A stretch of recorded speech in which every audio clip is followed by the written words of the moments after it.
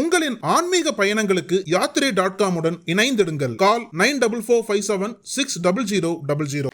டெல்லியில ஆளும் கட்சியைச் சேர்ந்த அமைச்சர் ஒருவர் தொடர்ந்து 2வது நாளாக உண்ணாவிரதத்தில் ஈடுபட்டு இருக்காங்க. இது டெல்லி முழுவதும் பெரும் பேசு பொருளாகவும் பரபரப்பாகவும் மாறி இருக்கு. டெல்லியினுடைய அமைச்சராக இருக்க அதிஷி அவங்க தான் இன்னைக்கு 2வது நாளாக அவங்களுடைய உண்ணாவிரதத்தை தொடர்ந்துகிட்டு இருக்காங்க. ஏன் இந்த உண்ணாவிரதம், எதற்காக இவ்வளோ ஒரு கடுமையான போராட்டம், அதுவும் ஆளுங்கட்சியில் இருக்க ஒரு அமைச்சரே எதுக்கு இப்படி போராட்டம் பண்ணுறாங்க அப்படின்னு பார்த்தோம்னா, டெல்லியில் தொடர்ந்து சூரியனுடைய தாக்கம் அதிகமாக இருக்குது, வெயிலின் தாக்கம் அதிகமாக இருக்குது, கடும் வெப்ப அலைகள்லாம் வீசி தண்ணீர் பற்றாக்குறையில் டெல்லி மாநிலம் சிக்கி ரொம்ப தவிச்சுக்கிட்டு இருக்கு.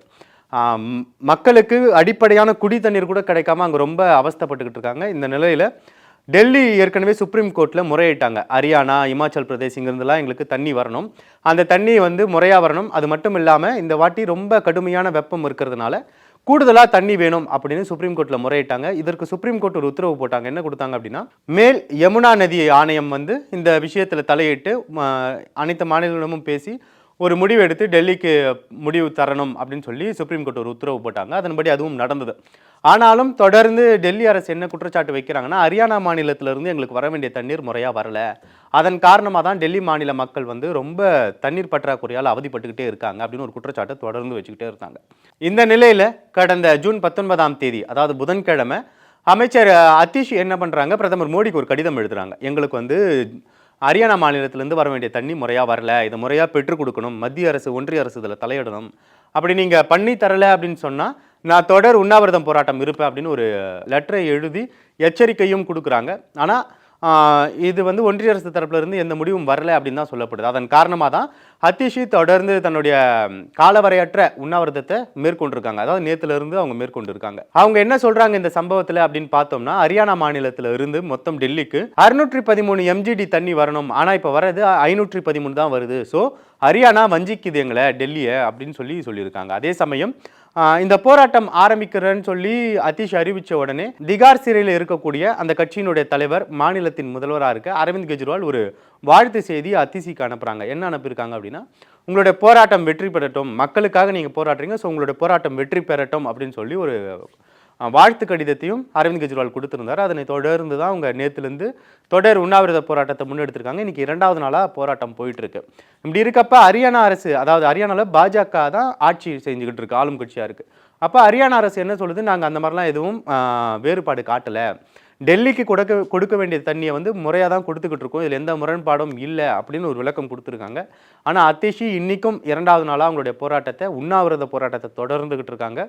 இந்த போராட்டம் இன்னும் எத்தனை நாட்கள் நீடிக்கும், இதில் ஒன்றிய அரசு என்ன மாதிரியான நடவடிக்கை எடுக்க போகுது, இல்லை அண்டை மாநிலமான டெல்லிக்கு அண்டை மாநிலமான ஹரியானா என்ன மாதிரியான நடவடிக்கை எடுக்க போகுது அப்படின்றத பொறுத்திருந்து பார்ப்போம்.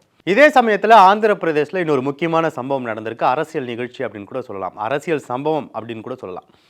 ஆந்திர பிரதேசில் இப்போ தான் சமீபத்தில் தேர்தல் நடந்து முடிந்து அங்கே இதுவரைக்கும் ஆட்சியில் இருந்த ஒய்எஸ்ஆர் கட்சியினுடைய ஆட்சி முடிவடைந்து தெலுங்கு தேசம் பார்ட்டி, சந்திரபாபு நாயுடுனுடைய தெலுங்கு தேசம் பார்ட்டி ஆட்சி அமைத்தது. பாஜகவினுடைய கூட்டணியில் தெலுங்கு தேசம் பார்ட்டி இருக்குது. இது எல்லாமே நமக்கு தெரிஞ்ச விஷயம்தான்.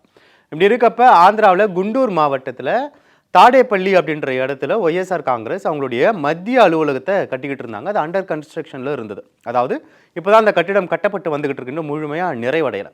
இந்த சமயத்தில் ஆட்சி மாற்றம் ஏற்படுது. ஆட்சி மாற்றம் ஏற்பட்ட உடனே இன்னைக்கு காலையில் 5:30 மணிக்கு அந்த கட்டப்பட்டு வந்துகிட்டு இருக்க ஒய்எஸ்ஆர் காங்கிரஸ் கட்சியினுடைய மத்திய அலுவலகத்தை அரசு தரப்புல இருந்து இடிச்சிருக்காங்க.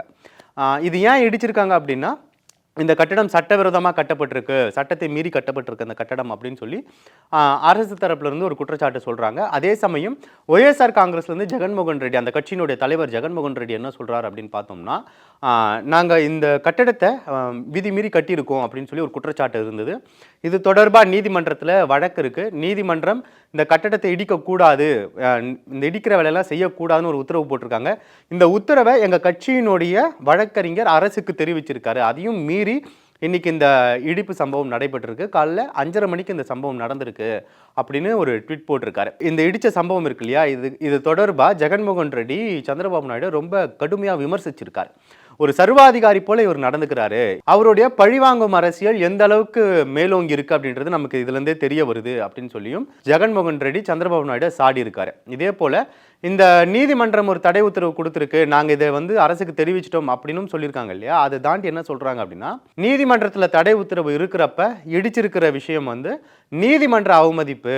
ஏன்னா நீதிமன்றம் ஒரு உத்தரவு கொடுத்துருக்கு, அதையும் மீறி இப்படி செய்கிறாங்கன்னா அது நீதிமன்ற அவமதிப்பு. எனவே நாங்கள் நீதிமன்ற அவமதிப்பு வழக்க அரசின் மீது, அதாவது ஆளும் கட்சியின் மீது தொடுக்க போகிறோம் அப்படின்னு ஒரு தகவல் சொல்லியிருக்காங்க. ஏற்கனவே ஹைதராபாத்தில் இருக்கக்கூடிய ஒய்எஸ்ஆர் காங்கிரஸ் ஜெகன்மோகன் ரெட்டியின் வீட்டு வெளியே ஒரு சின்ன கன்ஸ்ட்ரக்ஷன் இருந்தது, ஒரு சின்ன பில்டிங் இருந்தது. அங்கே இருக்கக்கூடிய பாதுகாப்பு அதிகாரிகள் இருக்கிறதுக்கு ஒரு கன்ஸ்ட்ரக்ஷன் இருந்தது. அது விதிமீறி போக்குவரத்துக்கு வந்து இடையூறாக இருக்குது, விதியை மீறி ஆக்கிரமித்து கட்டியிருக்காங்கன்னு சொல்லி அந்த கட்டடத்தை இடித்தாங்க. இப்போ ஒய்எஸ்ஆர் காங்கிரஸினுடைய மத்திய அலுவலகம் கட்டப்பட்டுக்கிட்டு வந்துட்டு இருந்த அலுவலகம் இடிக்கப்பட்டிருக்கு. இப்படி தொடர்ந்து ஆட்சி மாறினதுலேருந்து ஒய்எஸ்ஆர் காங்கிரஸ் மேலே குறி வச்சு பழிவாங்கும் நடவடிக்கையாக தான் இதெல்லாம் பண்ணிக்கிட்டு இருக்காங்கன்னு அந்த மாநிலத்தில் இருக்கக்கூடிய ஒய்எஸ்ஆர் காங்கிரஸை சேர்ந்த நிர்வாகிகளும் தொண்டர்களும் தொடர்ந்து பேசிக்கிட்டு இருக்காங்க. பார்ப்போம், இது வந்து உண்மையாக பழிவாங்கும் நடவடிக்கையா? அப்படி இல்லை, இது உண்மையாக மக்கள் மீது அக்கறை கொண்டு சட்டவிரோதமாக கட்டப்பட்டிருக்கக்கூடிய கட்டிடங்கள்லாம் டிமாலிஷ், அதாவது இடிக்கப்பட்டு வந்துகிட்டு இருக்கா அப்படின்றதையும் நம்ம தொடர்ந்து பார்ப்போம். ஏற்கனவே ஜெகன்மோகன் ரெட்டி ஒரு 500 கோடி ரூபாயில் பெரிய அரண்மனை மாளிகை மாதிரி ஒரு வீடு கட்டியிருக்காரு அப்படின்னு தெலுங்கு தேசம் பார்ட்டி கட்சியிலிருந்து ஒரு குற்றச்சாட்டு இருக்குது. இப்போ இந்த குற்றச்சாட்டும் சேர்ந்து இருக்குது. என்னென்ன மாதிரியான நடவடிக்கைகள், என்னென்ன மாதிரியான சம்பவங்கள்லாம் ஆந்திர பிரதேசில் நடக்குது அப்படின்றது நம்மளும் தொடர்ந்து பார்ப்போம்.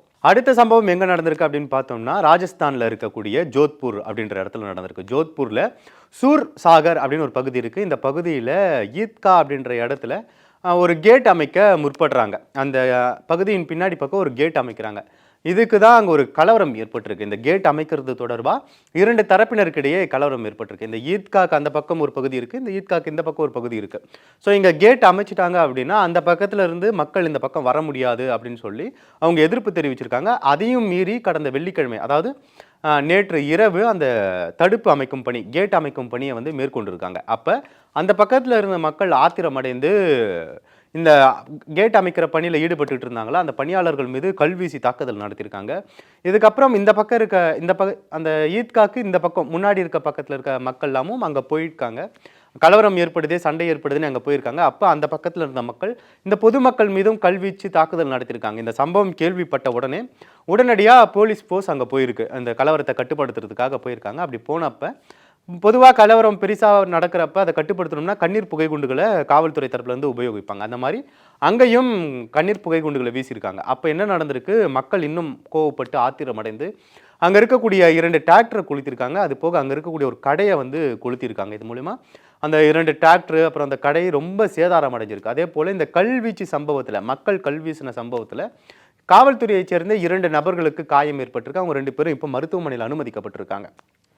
ராஜஸ்தானில் பாஜகவினுடைய ஆட்சி நடந்துகிட்டு இருக்கு. அந்த சமயத்தில் இப்படி ஒரு கலவரம் ஏற்பட்டிருக்கிறது அங்கே பெரிய சர்ச்சையாக மாறி இருக்கு. காரணம், நம்ம பார்த்தோம், ஒரு 2 நாட்களுக்கு முன்னாடி தான் புதுசாக ஆட்சி மாற்றம் கண்ட ஒடிசா மாநிலம் பாஜக ஆட்சி அமைத்திருக்கு. அங்கே ஒரு மத கலவரமே இந்துக்களுக்கும் இஸ்லாமியர்களுக்கும் இடையிலே பக்ரீத் பண்டிகை கொண்டாட்டத்தின் போது ஒரு பெரிய மத கலவரம் ஏற்பட்டது. அதனை தொடர்ந்து இப்போ ராஜஸ்தானில் இப்படி ஒரு சம்பவம் ஏற்பட்டு இருக்கிறது. அங்கே பெரிய பிரச்சனையை தான் ஏற்படுத்தியிருக்கு, பெரிய சர்ச்சைகளையும் ஏற்படுத்தியிருக்கு. அரசு என்ன மாதிரியான நடவடிக்கைலாம் எடுத்துட்டு இருக்கு அப்படின்றத நம்ம போகக்கூடிய காலகட்டங்களில் பார்ப்போம். அடுத்த சம்பவம் எங்கே நடந்திருக்கு அப்படின்னு பார்த்தோம்னா, டெல்லியில் அரவிந்த் கெஜ்ரிவால் தொடர்பாக ஒரு சம்பவம் நடந்திருக்கு. ரொம்ப முக்கியமான ஸ்டேட்மெண்ட்டை ரொம்ப முக்கியமான ஒரு மூத்த வழக்கறிஞர் சொல்லியிருக்காரு. டெல்லியில் அரவிந்த் கெஜ்ரிவால் தொடர்பாக என்னென்ன சம்பவம் நடந்துகிட்டு இருக்கு நம்ம தொடர்ந்து பார்த்துக்கிட்டு தான் இருக்கோம். டெல்லியினுடைய மதுபான கொள்கை ஊழல் வழக்கில் அரவிந்த் கெஜ்ரிவால் கைது செய்யப்பட்டு திகார் சிறையில் இருக்கார். ஒரு ஜாமீன் கேட்டு ரொம்ப மனுலாம் தாக்கல் பண்ணிக்கிட்டே இருந்தாங்க, நிராகரிக்கப்பட்டுக்கிட்டே இருந்தது. கடைசியாக தேர்தலுக்காக சுப்ரீம் கோர்ட் இவருக்கு ஒரு 21 நாள் ஜாமீன் கொடுத்தது. அந்த ஜாமீன் முடிச்சுட்டு அவர் மீண்டும் திகார் சிறையில் சரண்டர் ஆகிட்டார். இதுக்கப்புறமா ஒரு ரோஸ் அவென்யூ நீதிமன்றத்தில் ஜாமீன் மனு தாக்கல் பண்ணியிருந்தார். அங்கே இந்த மனு விசாரணைக்கு வந்தப்போ அரவிந்த் கெஜ்ரிவால் தரப்புல இருந்து ஆஜரான வழக்கறிஞர் என்ன சொன்னாங்கன்னா, இந்த ஊழல் வழக்கில் 100 கோடி ரூபாய் கைமாறி இருக்கு அப்படின்னு சொல்லியிருக்காங்க. ஆனால் இந்த 100 கோடி ரூபாய்க்கான ஆதாரம் எங்கேயுமே இடி கொடுக்கல அப்படின்னு சொல்லி வாதத்தை முன் வச்சாங்க. இதை ஏற்றுக்கிட்டு தான் ரோஸ் அவென்யூ நீதிமன்றம் அரவிந்த் கெஜ்ரிவாலுக்கு ஜாமீன் கொடுத்தது. இந்த ஜாமீன் கொடுத்த உடனே இடி தரப்புல இருந்து என்ன சொன்னாங்க, அமலாக்கத்துறை தரப்புல இருந்து என்ன சொன்னாங்கன்னா, இந்த வழக்கை நாங்கள் உடனடியாக டெல்லி உயர்நீதிமன்றத்துக்கு கொண்டு போகிறோம், பெயிலில் வரத்துக்கு அவருக்கு நாங்கள் அனுமதி கொடுக்க மாட்டோம், அதனால் உடனடியாக உயர்நீதிமன்றத்துக்கு போகிறோம்னு சொல்லி உடனடியாக உயர்நீதிமன்றத்தில் மனு தாக்கல் பண்ணாங்க அமலாக்கத்துறை தரப்புல இருந்து. உயர்நீதிமன்றம் என்ன பண்ணாங்க, டெல்லி உயர்நீதிமன்றம்னா, இந்த மனுவை வந்து நாங்கள் அவசர வழக்காக விசாரணைக்கு ஏற்றுக்கிறோம், ஆனால் அது விசாரணைக்கு வர்றதுக்கு முன்னாடியே அரவிந்த் கெஜ்ரிவால் பெயிலில் வரத்துக்கு நாங்கள் அனுமதி, அந்த பெயிலுக்கு நாங்கள் தடை விதிக்கிறோம் அப்படின்னு ஒரு இடைக்கால உத்தரவு பிறப்பித்தாங்க. இந்த விசாரணைக்கு வரத்துக்குள்ளே அவர் வெளியே வரத்துக்கு தடை அப்படின்னு ஒரு உத்தரவு பிறப்பித்தாங்க. அதனை தொடர்ந்து நேற்று மாலை இந்த வழக்கு, அமலாக்கத்துறை தொடர்ந்த வழக்கு டெல்லி உயர்நீதிமன்றத்தில் விசாரணைக்கு வந்தது. அப்பையும் விசாரணையின் இறுதியில் என்ன சொன்னாங்க உயர்நீதிமன்றம் அப்படின்னா, அவர் வெளியே வரத்துக்கு பெயிலுக்கு தடை, அவர் சிறையில் தான் இருக்கணும் அப்படின்னு ஒரு உத்தரவு பிறப்பித்தாங்க.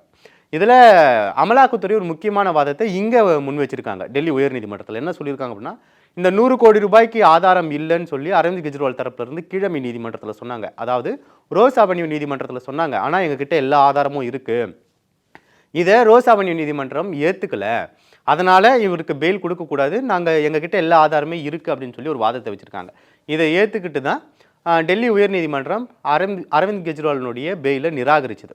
அதாவது ரோஸ் அவென்யூ கொடுத்த அந்த பெயிலை நிராகரிச்சது. இந்த சமயத்தில் மூத்த வழக்கறிஞரும் சுப்ரீம் கோர்ட்டினுடைய பார் கவுன்சில் தலைவருமாகவும் இப்போ சமீபத்தில் தேர்வான கபில் சிபில் காட்டமான பதிவை முன் வச்சிருக்காரு. அவருடைய சமூக வலைதள பக்கமான எக்ஸில் பதிவு பண்ணியிருக்காரு. என்ன சொல்லியிருக்காரு அப்படின்னா, குழந்தை சிறுமியை பாலியல் வன்கொடுமை செய்த வழக்கு போக்சோ வழக்கில் எடியூரப்பாவுக்கு முன்ஜாமீன் கொடுத்தாங்க. அதே போல் நம்ம சமீபத்தில் பார்த்தோம் இல்லையா, பிரஜ்வல் ரேவண்ணா, கர்நாடகாவில் பல பெண்களை வன்கொடுமை பண்ண பிரஜ்வல் ரேவண்ணா வழக்கில் பெண்களை கடத்தி பாலியல் வன்கொடுமை செய்ததில் அவருக்கு முன்ஜாமீன் கொடுத்தாங்க. இன்னொரு சில வழக்குகளில் அவர் உள்ளே இப்போ இருக்காரு, ஆனால் இந்த குறிப்பிட்ட வழக்கில் அவருக்கு முன்ஜாமீன் கொடுத்துருக்காங்க. அதை தான் கபில் சிபில் இங்கே குறிப்பிட்றாரு. பெண்களை கடத்திய வழக்கில் அவருக்கு முன்ஜாமீன் கொடுத்தாங்க. இப்படி இருக்கப்ப இங்கே அரவிந்த் கெஜ்ரிவாலும் ஹேமந்த் சோரன், ஜார்க்கண்டுடைய முன்னாள் முதல்வர் ஹேமந்த் சோரனுக்கும் ஜாமீன் மறுக்கப்படுது. இந்த உத்தரவுகள் வந்து எனக்கு விசித்திரமாக இருக்குது பார்க்கறதுக்கு அப்படின்னு பதிவு பண்ணியிருக்காரு. ஒரு மூத்த வழக்கறிஞர், சுப்ரீம் கோர்ட்டினுடைய பார் கவுன்சில் தலைவர் இப்படி ஒரு பரபரப்பான விஷயத்தை நீதிமன்றத்துக்கு நோக்கி வச்சிருக்கிறது அரசியல் வட்டாரத்தில் ரொம்ப பரபரப்பாக பேசப்பட்டுக்கிட்டு இருக்கு. இந்த விஷயத்தில் அடுத்தடுத்த கட்ட நடவடிக்கைகள் எப்படி இருக்கும் அப்படின்றது நம்ம பார்ப்போம். அடுத்த சம்பவம் கேரளாவில் வயநாடு தொகுதியில் நம்ம ஏற்கனவே பார்த்தது தான். அங்கே வெற்றி பெற்ற ராகுல் காந்தி தன்னுடைய எம்பி பதவியை ராஜினாமா பண்ணியிருக்காரு. காரணம், அவர் ரேபரேலியில் வெற்றி பெற்றிருக்கார். அதன் காரணமாக ஒரு தொகுதியை ராஜினாமா பண்ணி ஆகணும். அது வயநாடு தொகுதியின் தேர்வெடுத்து அதை ராஜினாமா பண்ணி அதனோட ப்ராசஸ்லாம் முடிஞ்சிருச்சு. இப்போ அந்த தொகுதி காலியாக தான் இருக்குது.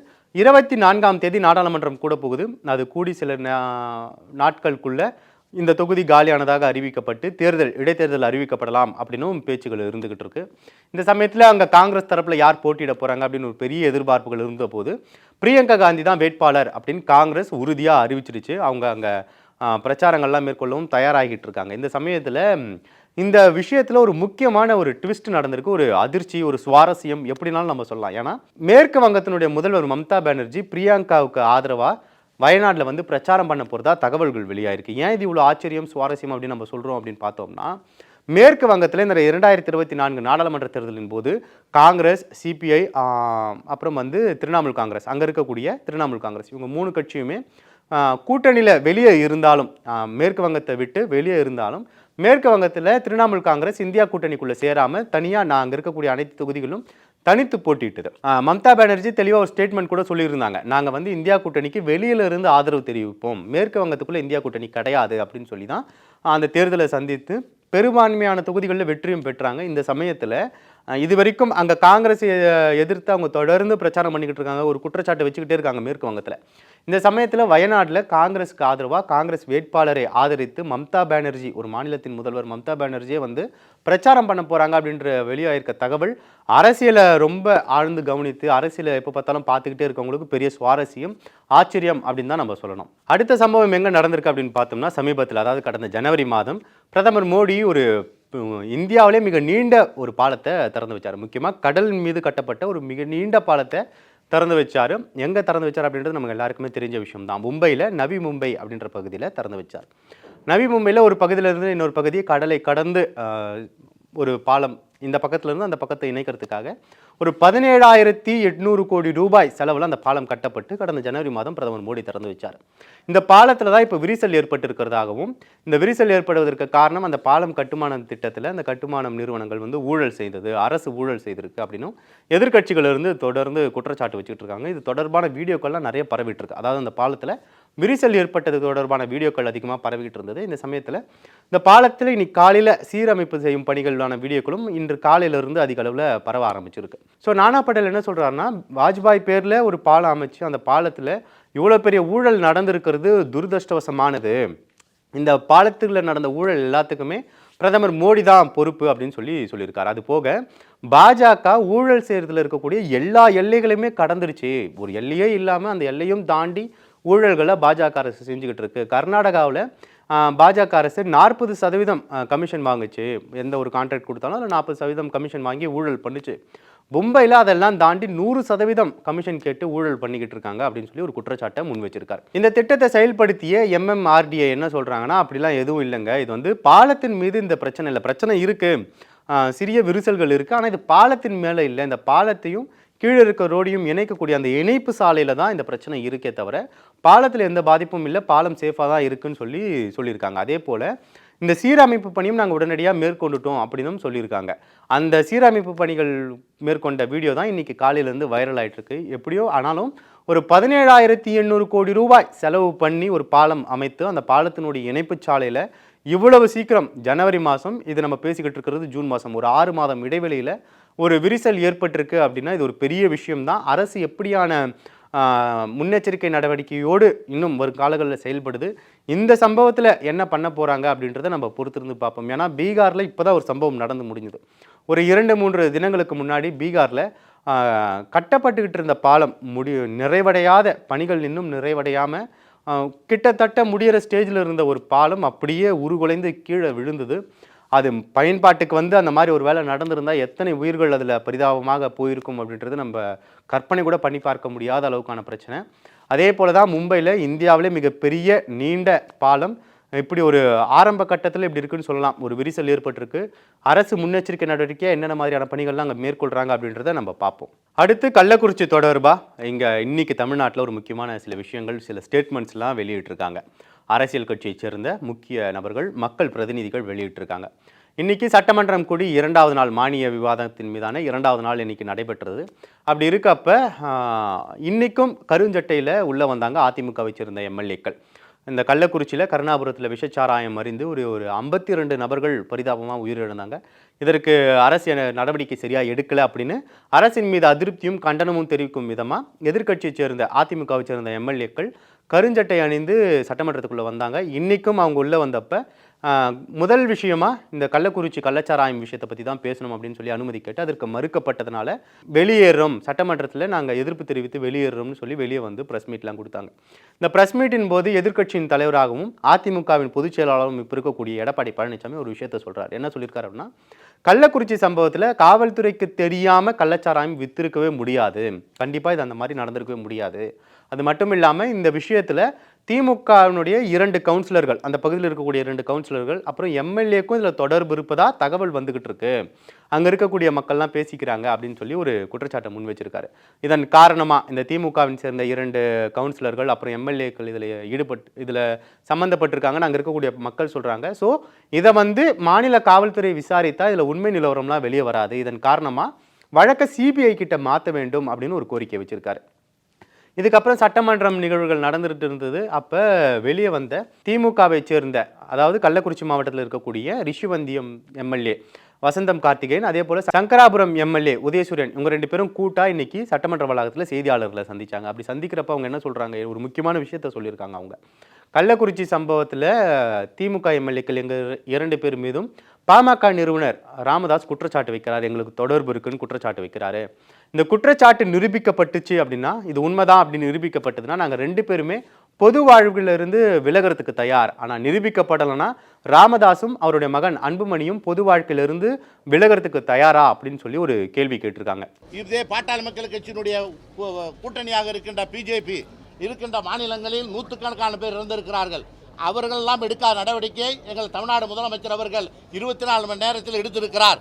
எடுத்தனுடைய விளைவாக வயிறு எரிச்சல் தாங்க முடியாம சாவு வீட்டில் போய் அவங்கள விசாரிக்கணும். இல்லை நீ டாக்டரா இருக்கிறீங்க, அதுக்கு என்ன மருத்துவம் செய்யலாம் அப்படிங்கிறத விட்டுட்டு அங்கே போய் அரசியல் ஆதாயம், எளிமையான அரசியல் ஆதாயம் தருது என்ன நியாயம்? அதில் வந்து நான் சொல்லி முடிச்சிடுறேன் சார். அப்படி நீங்கள் கேளுங்க, எவ்வளோ நான் சொல்கிறேன். அது என்ன நியாயம் அது? அப்போ எங்கள் மேலே நாங்கள் எங்கள் பொது வாழ்க்கையில் நாங்கள் வந்து எங்கள் மீது இந்த பொய்யான குற்றச்சாட்டை நிரூபித்தால் டாக்டர் மரியாதைக்குரிய ஐயா ராமதாஸ் அவர்களும் அவருடைய மகனாக இருக்கின்ற அன்புமணி ராமதாஸ் அவர்களும் எங்கள் மீது பொய் குற்றச்சாட்டை சொல்லியிருப்பதை அவர் நிரூபித்தால் நாங்கள் பொது வாழ்விலிருந்து விலக தயார். அதை நிரூபிக்க தவறிவிட்டால் அவர்கள் தகப்பனாரும் மகனும் 2 பேரும் பொது வாழ்விலிருந்து விலக தயாரா என்பதுதான் எங்களுடைய கேள்வி. அதே போல அந்த சாராயம் வித்த நபர் கண்ணுக்குட்டி இருக்கார் இல்லையா, அவருடைய வீட்டில் டிஎம்கேவுடைய ஒரு ஸ்டிக்கர் ஒட்டப்பட்டிருக்கு அப்படின்னு சொல்லி அது காரணமாக காமித்து அவர் திமுக நபர் அப்படின்னு சொல்லி பொதுவாக பேசிக்கிட்டு இருக்காங்க. தேர்தல் சமயத்தில் எல்லார் வீட்லையுமே அந்த ஸ்டிக்கர் ஒட்டப்பட்டது, அப்படி ஒட்டப்பட்ட ஸ்டிக்கர் தான் அது அப்படின்னு ஒரு விளக்கத்தை கொடுத்துருக்காங்க. தொடர்ந்து சிபிசிஐடி விசாரணை மேற்கொண்டுகிட்டு இருக்கு. கள்ளச்சாராயம் விஷயத்தில் அரசு கொஞ்சம் நடவடிக்கைகள் எல்லாமும் தீவிரமாக எடுக்க ஆரம்பிச்சிருக்காங்க. தமிழ்நாடு முழுக்க கள்ளச்சாராயங்கள் காசக்கூடிய மாவட்டங்கள்லாம் மலைகள் எந்தெந்த பகுதிகளெலாம் காசுவாங்கன்னு ரொம்ப டெப்த்தாக உள்ளே போயிட்டு அங்கே இருக்கக்கூடிய கள்ளச்சாராயத்தெல்லாம் அழிச்சிக்கிட்டு இருக்காங்க. அந்த மாதிரியான செய்திகளும் வீடியோக்களும் நம்ம பார்க்க நேர்ந்துக்கிட்டு தான் இருக்குது. சிபிசிஐடி கள்ளக்குறிச்சி குறித்து விசாரணை மேற்கொண்டுகிட்டு இருக்காங்க. விசாரணையில் என்ன நிலவரம், என்ன மாதிரியான தண்டனைகள் கிடைக்கப்பெறும் அப்படின்றதெல்லாமும் நமக்கு தெரியும். ஓய்வு பெற்ற நீதிபதி தலைமையில் தனிநபர் ஆணையமும் கள்ளக்குறிச்சி விவகாரத்தை விசாரிக்க சொல்லி அமைக்கப்பட்டிருக்கு. அந்த ஆணையமும் விசாரணையை தொடங்கியிருக்கு. 3 மாத காலம் அந்த ஆணையத்திற்கு அவகாசம் கொடுக்கப்பட்டிருக்கு. அந்த ஆணையமும் 3 மாதம் கழித்து அதனுடைய அறிக்கையை சமர்ப்பிக்கும். சிபிசிஐடியும் விசாரணை மேற்கொண்டுகிட்டு இருக்கு. ஸோ கள்ளக்குறிச்சியில் என்ன மாதிரியான நடவடிக்கைகள் எடுக்க போகிறாங்க, தமிழ்நாடு முழுக்க கள்ளச்சாராயம் ஒழிக்க அரசு துரிதமாக இன்னும் செயல்பட்டுக்கிட்டு இருக்கிறத நம்ம பார்த்துக்கிட்டு இருக்கோம். தொடர்ந்து இதை பற்றி பேசுவோம். இதே போல் இந்தியா முழுக்க பல்வேறு சம்பவங்கள் நமக்காக டெய்லி காத்துக்கிட்டு இருக்கு. நம்மளும் தொடர்ந்து பேசுவோம். நன்றி. நக்கீரன் டிவிக்கு சப்ஸ்கிரைப் செய்யுங்கள். உங்கள் ஆதரவே எங்கள் பலம். ஆசிரியர்களுக்கு நண்பனாகவும் மாணவர்களுக்கு ஆசானாகவும் திகழும் தேர்வு வழிகாட்டி. ஒவ்வொரு பாடத்திற்கும் அனுபவமிக்க ஆசிரியர்களின் துல்லியமான தெளிவான விடைகள். CNC இருக்கு, தேர்வு பயம் எதற்கு? இது தீரன் பப்ளிஷிங் ஹவுஸ் விற்பனை வெளியீடு.